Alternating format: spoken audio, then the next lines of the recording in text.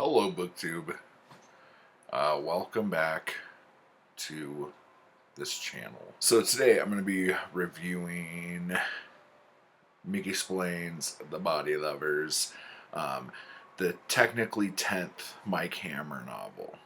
But before I do that, in case you guys haven't read any Mike Hammer, I feel like I need to, in case you guys haven't read any other Mike Hammer stuff, I feel the need to give you a brief history. So in 1947, Mickey Spillane took 9 days to write the book I, the Jury. Now, it probably only took him that long because before he decided to write Mike Hammer as a book, he had tried to do like a comic strip called Mike Danger, and it didn't really work out. And the basic plot of the Mike Danger comic strip he worked out into the Mike Hammer Private Eye novels. These 6, but I'll say 7 books, the first of them, the first 7, were written in between 1947 and 1952.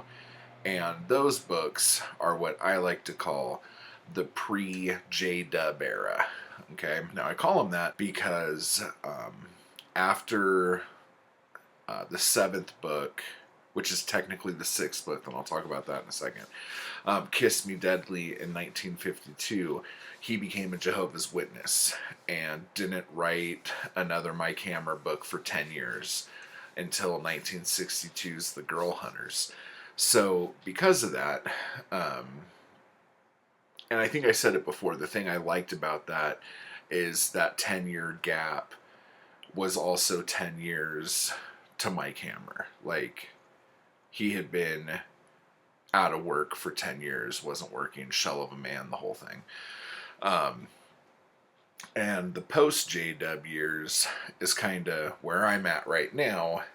I'm on the what is considered to be the 4th book of this era, which is The Body Lovers, again from 1967. After The Snake in 1964, they put out The Twisted Thing in 1966. But The Twisted Thing was originally written in 1948 as a sequel to I, the Jury, but the publishers said no, write something else. And so the book kind of just drifted around for like almost 20 years. And then they're like, oh, well, yeah, you're Mickey Spillane, we'll put it out. So to give you another little tidbit, Mickey's I, the Jury sold like 3.5 million copies by the time Hollywood decided to make a movie of it. I haven't seen either adaptations of I, the Jury. But anyway, so I, the Jury, My Gun is Quick, Vengeance is Mine, One Lonely Night, The Big Kill, and Kiss Me Deadly. From the 2nd book, My Gun is Quick in 1950, to Kiss Me Deadly in 52, there were 1, 2, 3, 4, 5 Mike Hammer books written. So anyway, the first 3 Mike Hammer books are my favorite. I'm not counting The Twisted Thing in here. The Body Lovers, okay? The thing I have noticed between pre-J-Dub Mickey Spillane and post-J-Dub Mickey Spillane is Mike Hammer himself is such a different, older person. In the first, like the pre-J-Dub Mike Hammer books, he's like, those mother effers, I'll slice their throats and kill them and knock them dead and rah, and he's just like really, really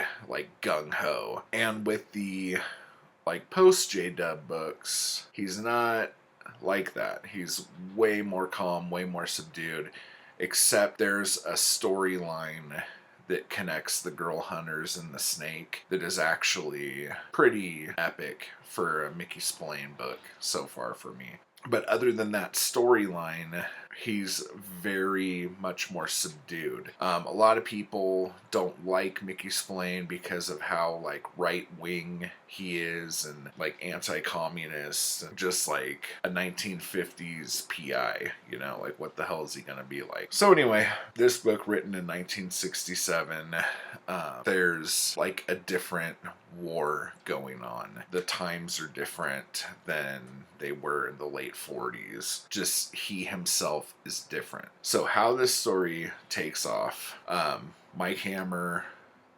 finds the body of a woman in lingerie who had been like whipped to death. On the street, as one does when they're just walking down the street. He calls it in to the cops to come get it, and they're like, so you work in this case? And like, nope, I want nothing to do with it. You know, I'm just letting you know it's here, whatever. So he goes back to his office, and through a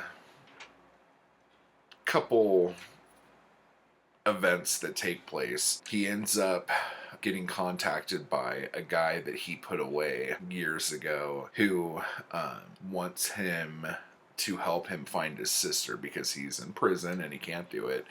And he's not mad at Mike Hammer for putting him away. He's glad he did it. He's a new person now. He just wants help finding his sister. He decides he's going to take this case and look for his sister. Meanwhile, a friend of his, who's a reporter at a newspaper, has been digging into the body that he found, that Mike Hammer found, and he thinks that that body might be the second victim like this, because a woman a few weeks back was found in the river as like they assumed was a suicide, but this reporter thinks that they're connected. So there's the reporter trying to put that case together, the cops trying to just solve this one murder, and Mike Hammer trying to find this missing girl. So of course, all of these things connect somehow. Reluctantly or not, at the end of the day, Mike Hammer ends up on the case. Now, this book, compared to the other Mike Hammer books, was like a total slog for me to read. And I don't know if it's just like the post J-Dub older Mike Hammer / Mickey Spillane that they're not so like things happen, but not the way they used to. In fact, this book is only 160 pages, and shit didn't get real until page 90. Like, that's when the shit started to hit the fan kind of thing. And I was like, oh! And then the rest of the book I read in like an hour, like just chilling right there. But the first 7 chapters of this book, I would read a chapter and then put it down. I was like, fucking hell. And then the big climactic hurrah happened so fast that it's like, it was paced kind of like how the old Mickey Spillanes were. The fact that it took a whole book to get to the pace that one who reads Mike Hammer books would be used to, I thought was kind of strange. And just so you know, on the back, Mike Hammer smashes into an underground orgy cult of international who's who of very important perverts who throw sadistic bashes by beauties like Greta, a money-lusting brunette model who performs best in a sexy negligee, and wind up their vicious fun with morning after murder. Okay, like, first off, them saying, like, Greta is the sister of the guy in jail. Spoiler alert, a money-lusting brunette model who performs best in a sexy negligee. That's, like, the clue that's holding all of these girls together, is, like, the lingerie that they're wearing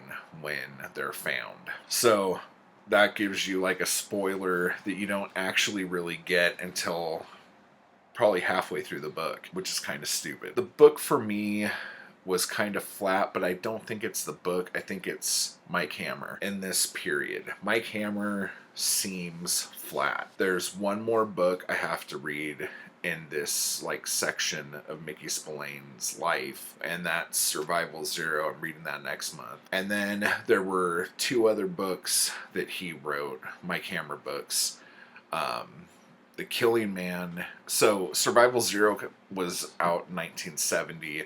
The Killing Man didn't come out until 89. And then Black Alley came out in 96. And then while he was working on the Goliath Bone, he died. And Max Allan Collins had to finish that. So those books, I have no idea about yet. I have them. I'm ready to read them as soon as I can get to it. But I still have Survival Zero to go after first. The long and short of this is that Mike Hammer's older, wiser. It's not the same Mike Hammer. And in the last two books, The Girl Hunters and The Snake, I felt that continue. I'm like, God, something feels really weird. But there was this story arc in those two books that kind of made me not care. But now that that's gone, I'm starting to care, and I'm like, fucking hell, like, it's weird. I don't know. I guess I'm just a little disillusioned and feeling a little because it just wasn't that good. It's a Mike Hammer book, and all Mike Hammer books are entertaining, to say the least. So anyway, if you have or have not read Mickey Spillane or Mike Hammer books in particular, or this book in particular, and you want to chat about it, definitely let me know in the comments below. And until next time,